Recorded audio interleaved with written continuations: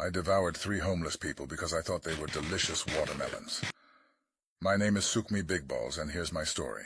It was a sunny morning, and after having enjoyed a spicy dish the night before, I rushed to the bathroom. On my way to work, I spotted 5 individuals dressed in bright green, chatting and looking for change.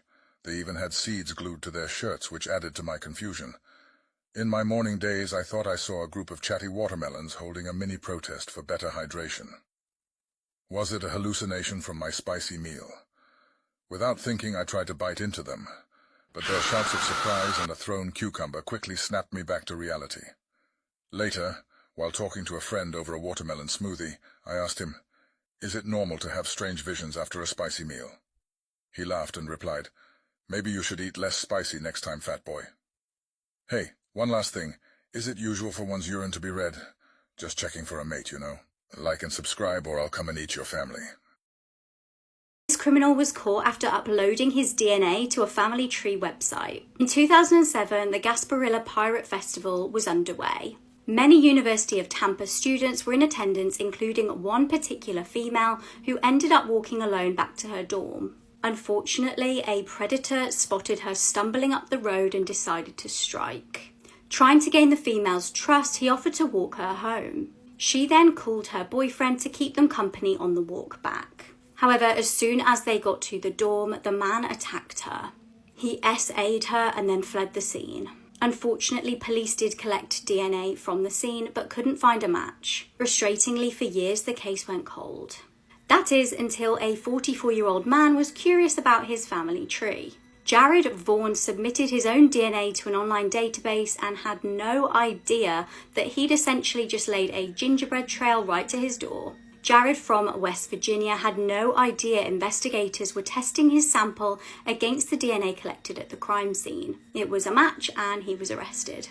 Imagine finding out that the pastor from your church did this. On August 1975, 8-year-old Gretchen Harrington was walking to Bible study in Pennsylvania, but she never made it. Gretchen's father became extremely worried when she was nowhere to be found. And that's when Pastor David Zantra called police to report Gretchen missing. When investigators interviewed the pastor, he was providing details of what Gretchen was wearing that day, even though she never made it to the church. So how did he know? The pastor denied knowing anything about Gretchen's disappearance, and 2 months later, her skeletal remains were found at a nearby creek. Gretchen's cause of death was blunt force trauma to the head. But 50 years later, on January of this year, police interviewed a woman who was friends with the pastor's daughter in the 70s and discovered something from her diary entry around that time. The little girl at the time explains in her diary that the pastor used to touch her when she slept over his daughter's house. The pastor, who's now 83 years old, moved to Georgia after Gretchen's murder, and when police came to arrest him, he admitted to everything. He said that on that morning of 1975, he saw Gretchen walking to Bible study, so he offered to give her a ride,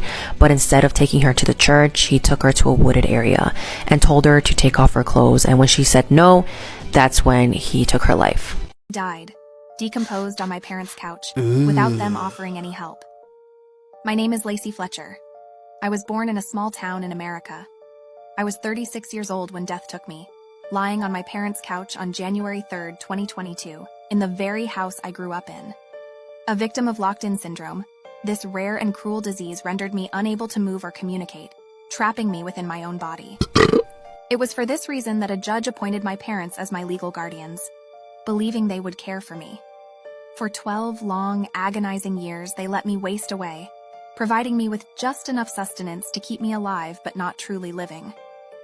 When I was finally discovered, my frail body weighed only 40 kilograms. In a deplorable state, I was covered in insect feces and deep wounds, a testament to the neglect I endured. My once vibrant hair was now tangled and matted. The couch, which had been my prison for so many years, had begun to decay, mirroring my own deterioration.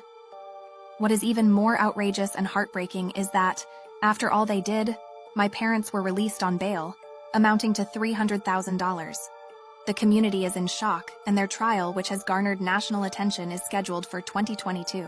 This is why you always want to double check before getting into your car. 18-year-old Peyton Washington was shot 3 times after her and her friend entered a car that they thought was theirs. On April 2023, Peyton and her friend Heather were carpooling on their way home from cheer practice when Heather opened a car door that she thought was hers. 25-year-old Pedro Rodriguez was in the passenger seat, and once Heather realized that it wasn't her car, she apologized and walked away. But Pedro did not let that slide. Instead, he came out of his car and began shooting at the teens. The girls quickly got into their car and drove away, but Peyton was shot in the leg and back. She suffered life-threatening injuries and was airlifted to a nearby hospital. Her injuries were so bad that her spleen had to be removed, and now Pedro was charged with deadly conduct, and he may be spending 10 years in prison if convicted. But you know what, guys? This actually happens more often than you think. I remember a couple years ago when I was just chilling in my car at night and 2 random men just came in and thought I was their Uber. I was caught off guard and I was ready to just jump out of my car. And then we kind of looked at each other and one of the guys was like, "This is our Uber, right?" And I'm like, "No, this is not your Uber." It's a fight or flight situation. That's how I felt in the moment. But in this case, these girls, they apologized, closed the car door and walked away. And this guy still came after them with a gun and shot them. So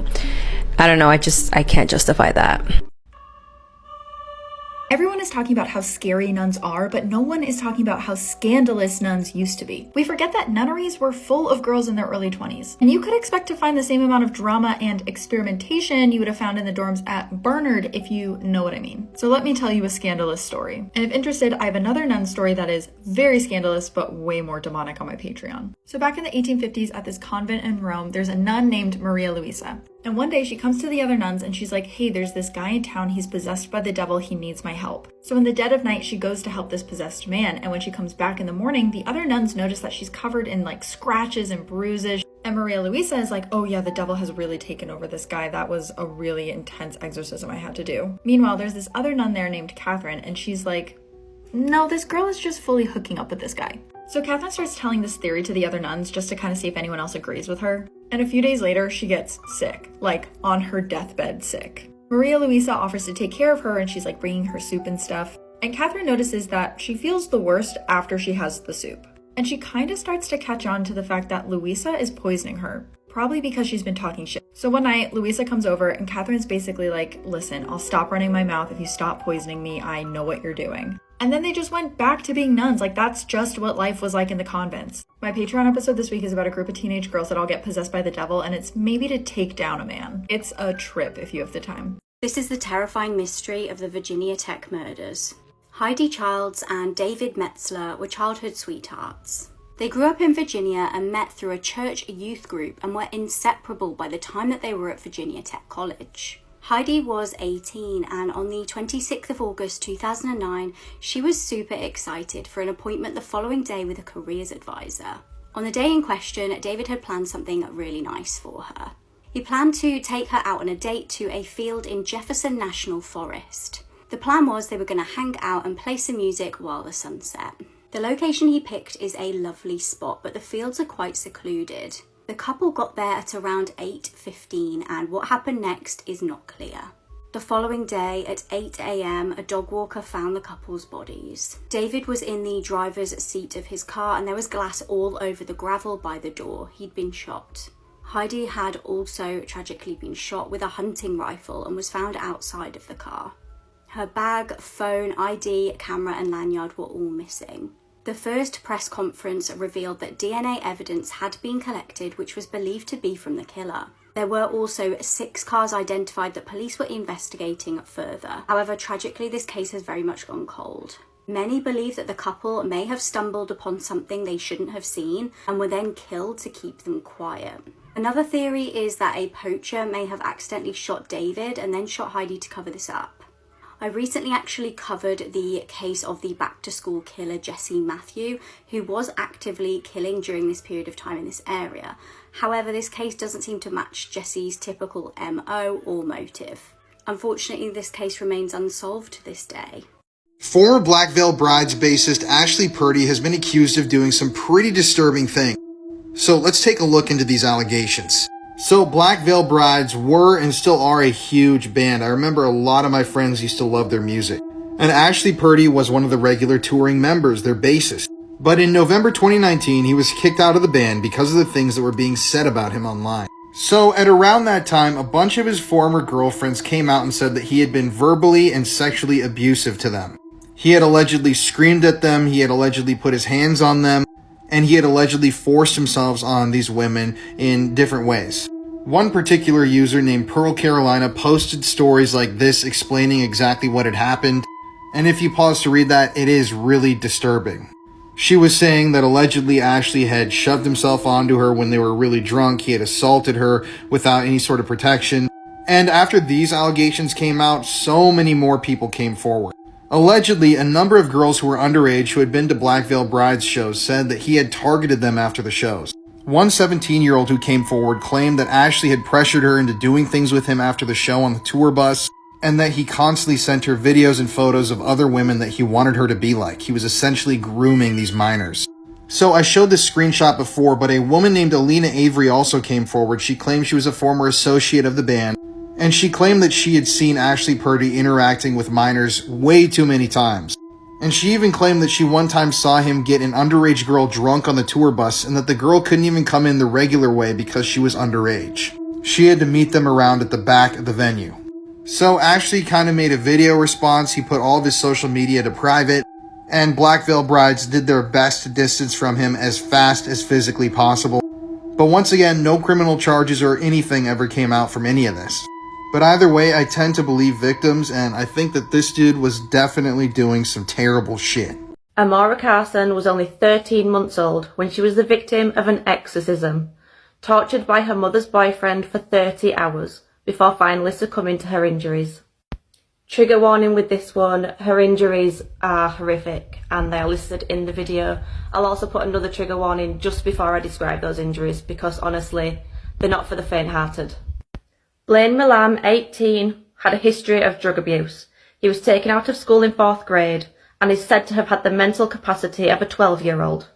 Blaine was also a sex offender after breaking into someone's house and finding a 13-year-old girl's bedroom. He went through her underwear drawer and then left clippings from adult magazines all over her bedroom, with notes stating what he wanted to do to the 13-year-old girl. He was sentenced to 180 days in jail, but served only a quarter of that, before moving to another country where nobody knew of his shameful reputation. In 2008, Blaine met Jessica Carson. He was attracted to her straight away. She was the same age as him, and she had a baby girl. Jessica was worried that the fact that she was a mother would put Blaine off, but it had quite the opposite effect, and on prom night he proposed to her, and she soon moved into his apartment with baby Amara. Fast forward to the end of 2008, and the couple had got involved with the dark arts. They'd both been using a Ouija board to try and contact their fathers who had passed away. According to Jessica, they'd spoken to the devil, who said that baby Amara was possessed by a demon. The devil had said that it was already too late for baby Amara, but if they wanted to save themselves, then the baby had to be sacrificed. Over the next few days, the couple tried to pawn some belongings to get enough money to get a priest to perform an exorcism on baby Amara. When this plan failed, they took matters into their own hands. On December 2nd, 2008, 911 received a call from Blaine to say that his daughter was dead. He said they'd left her in the house asleep and they were gone for a couple of hours looking at a property to move into. When they returned, they found Amara upstairs dead. The dispatcher urged the couple to perform CPR, but they said that they couldn't and that she was already gone. When authorities arrived at the scene, what they found was absolutely horrific. They went into one of the bedrooms and it was covered in blood. There was blood-soaked bedding, blood-soaked baby clothes, baby wipes covered in blood. Of course, this blood was baby Amara's. The details of Amara's injuries are so extensive that I'll have to go to a part 2. So please join me in part 2 and I'll put a trigger warning at the beginning because Amara's injuries are particularly hard to listen to. Part 2 of the Amara Carson case, just a quick trigger warning here. Amara's injuries are horrific and it's particularly hard to listen to. Amara had been beaten so severely that the multitude of fractures to her skull connected with each other. Her brain was torn, an arm and a leg had spiral fractures from being twisted. Her torso had been squeezed with a lot of force until her ribs and sternum broke, and there were 24 human bite marks all over her tiny body. Her head and face were completely swollen and bruised. Her liver was torn, as was her private area. Underneath her tongue was torn, and she'd also been strangled. The severity of Amora's injuries made it impossible to tell which was the final injury, so a cause of death couldn't be determined. Eventually it was determined that Amora had been tortured for around 30 hours, with different stages of the exorcism occurring.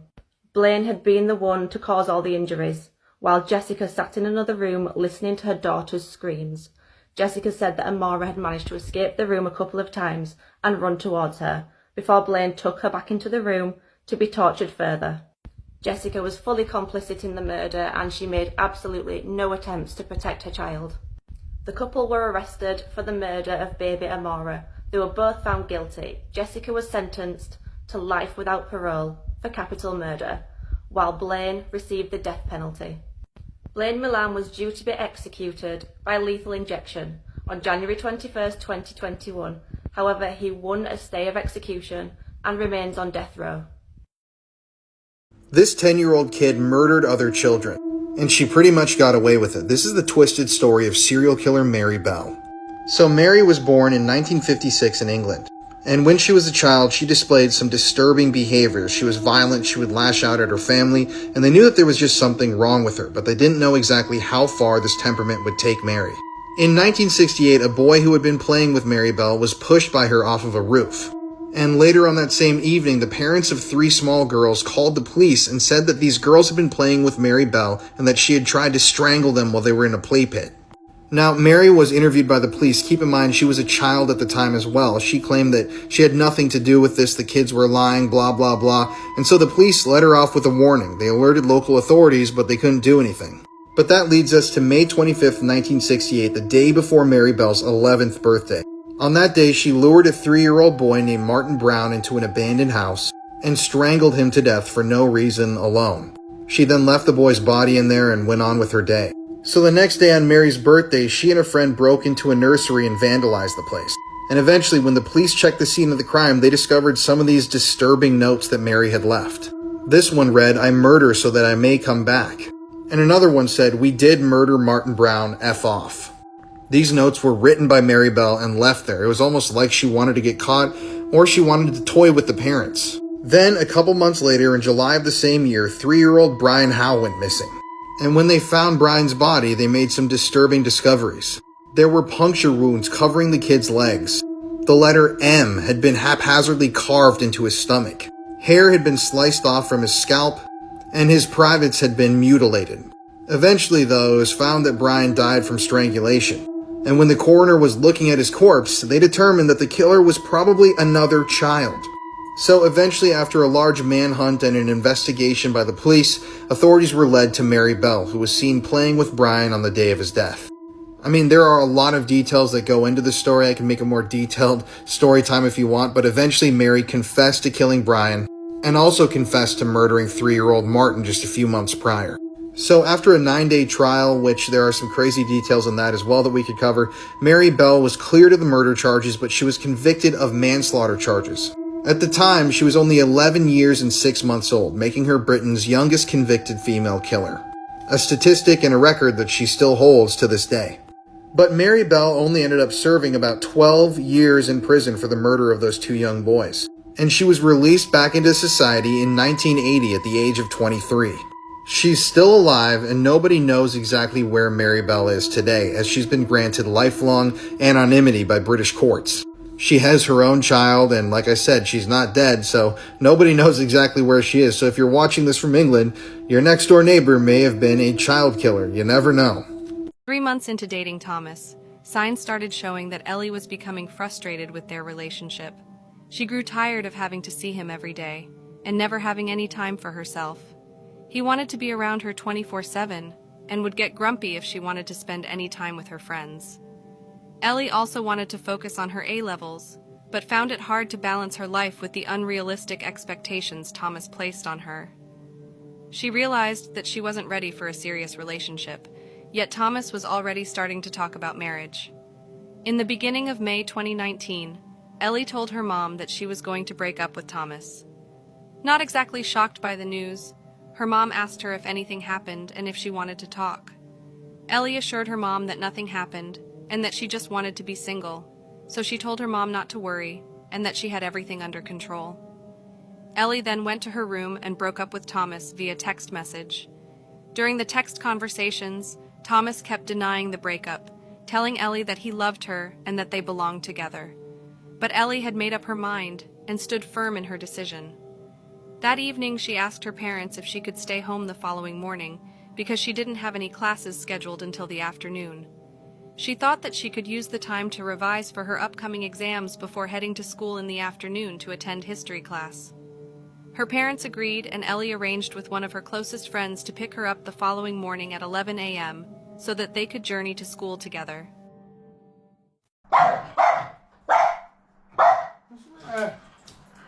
What? Nothing there, mate. Nothing there. What? There's nothing there. This is Peter Scully, one of the worst pedophiles in world history. I'm about to tell you his story, but seriously guys, this one is incredibly disturbing. It's so dark, and viewer discretion is really advised for this video. So Peter Scully, he's still alive. He was from Australia, he had a family there, but he was engaging in criminal activities, and he eventually fled the country and moved to the Philippines. And this is where the darkness really began. While he was in Australia, Peter Scully started up an international child sex abuse ring. The things that were done to these kids are, I can't even talk about them here on TikTok, but he also started up a pay-per-view video service. And with these videos, he was producing CP, but one of the most extreme forms of CP that can possibly be produced. So how did all this happen? Well, when he was out living in the Philippines, Peter Scully had 2 Filipina girlfriends. They would go out to the streets, they would find kids that needed money or looked impoverished, they would bring them back to the house they shared with Peter, and the things that went on afterwards are literally unspeakable. Remember, like I mentioned before, Peter was the head of an international ring of people that enjoyed the abuse of kids, and he provided videos for these clients. But his most infamous video was titled Daisy's Destruction. This video that he produced was so extreme, so hardcore that people on the internet, when they heard about what happened in the video, literally thought that it was an urban legend, and they thought that there was no way this could be real. This is an actual screenshot of the beginning of the video. This is a screenshot from the very beginning of the video. In the video, 3 young girls are repeatedly tortured for hours and hours on end by Peter Scully and his 2 girlfriends from the Philippines. They are beaten, they are sexually abused. I can't even describe, like I said on TikTok, some of the things that happened in this video. And 18-month-old Daisy. Now keep in mind that all of this was on camera. That's the most disturbing part of this. One of Peter's victims actually ended up dying. They were buried in his house. And this sick individual literally sold that video footage across the world. And what's even more disturbing is that there were lots of people willing to pay to see that video. I'm not kidding. People were paying $10,000 to view this video. That is absolute insanity that there are people that sick out there in the world. And this is only the beginning of the crimes that this guy carried out. Some of the other stuff that we're going to touch on is absolutely disgusting. It's just horrific. And the story of how Peter Scully was eventually identified and arrested is extremely captivating.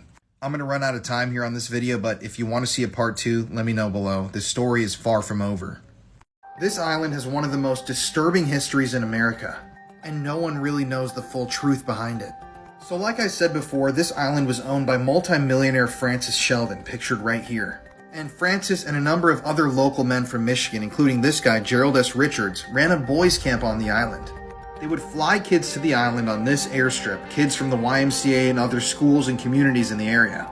And both the children and the parents of the children who attended this boys' camp were told that this was an island of fun where kids could relax. They had big brothers there. It was going to be totally safe. And this camp ran on this island for a period of years.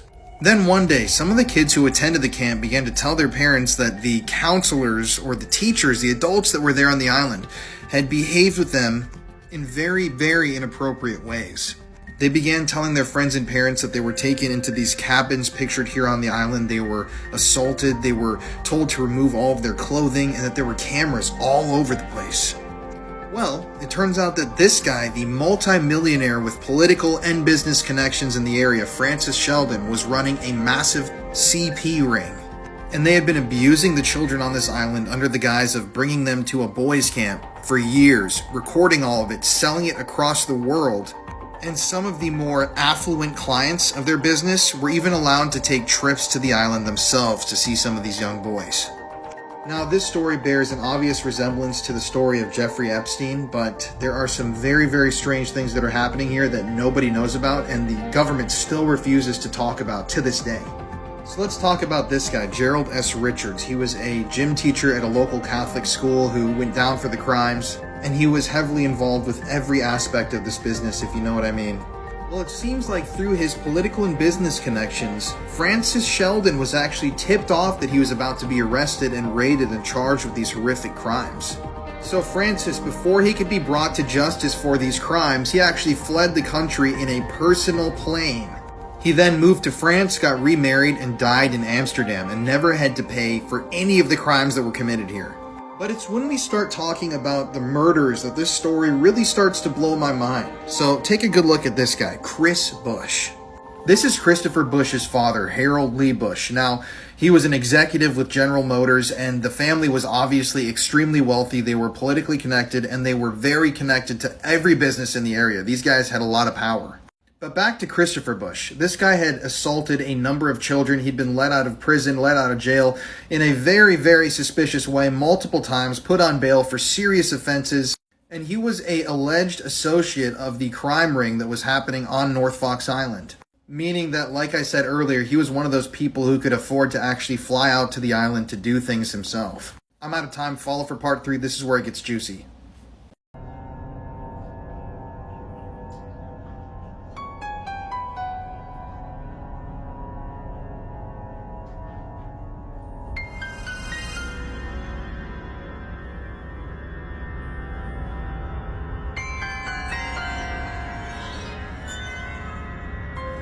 Police examined the scene. They quickly realized that this was no suicide and that foul play was involved. They told Ellie's parents that they were investigating a murder, before telling them that the killer was often someone known to the victim. They then asked her parents if they knew of anyone who would hurt Ellie, and the only name they could come up with was that of Thomas Griffiths. Police went to Thomas's house to question him about Ellie Gold. They immediately noticed the fresh scratch marks on his face. Thomas denied having anything to do with Ellie's murder, but police knew that there was more to the story. They took a look at his family's Wi-Fi router settings and realized that Thomas's phone disconnected from the home's Wi-Fi network shortly after he arrived home from school that morning. His phone remained disconnected from the network for a few hours, before it reconnected after 12 p.m. They suspected that this was the time that Ellie was murdered, so they looked at surveillance footage of the area around Ellie's home. At 11:56, CCTV from a passing bus caught a silver Ford Fiesta leaving the area where Ellie lived. The vehicle registration number was pretty clear on the footage, and police were able to trace it back to the vehicle belonging to the Griffiths family. With no other member of the family being home during that time, it was clear that it could only have been Thomas behind the wheel. Thomas Griffiths, however, continued to deny his involvement in the murder and denied being at the scene of the crime. Police then took a second look at the family's Wi-Fi router and realized that Thomas's phone connected to the home network after 12 p.m. before disconnecting for an 18-minute period. Police then looked at the area surrounding Thomas's house and realized that there was a wooded area nearby. So police walked out of his front door and timed themselves walking for exactly 9 minutes towards the wooded area. As soon as they hit the 9-minute mark, they stopped and started looking around. They very quickly found a black bin liner, and inside they found blood-stained napkins, cloths, and towels, which would later be confirmed to contain Ellie's DNA. A search of Thomas's room also produced a pair of black sneakers found to contain Ellie's blood on them. With the evidence stacked against Thomas, he was arrested and charged with the murder of Ellie Gold. In August 2019, Thomas Griffiths informed the court that he intended to plead guilty to murder. He told the court that he went to Ellie's home on the morning of May 2, 2019. He said that an argument broke out and that he blacked out after that, and that he couldn't remember what happened next. The state pointed out that although blind rage can make you forget things, in their opinion, it was clear that Thomas had planned everything carefully. He left school and went to change clothes first. He cleaned up the scene and tried to make it look like a suicide. He texted Ellie's friend to ensure that she wasn't found, and he even tried to dispose of the evidence and create an alibi for himself. In November 2019, the Bristol Crown Court sentenced Thomas Griffiths to life in prison with the possibility of parole after 12 years. The court mentioned his age as a mitigating circumstance, as the law in Britain doesn't allow for whole life terms for offenders under the age of 18. The court also said that due to the fact that Thomas didn't bring a weapon to the scene, and instead made use of a knife from the Gold household, they weren't convinced that it was premeditated murder. Thomas Griffiths will become eligible for parole in 2031. He will be 29 years old.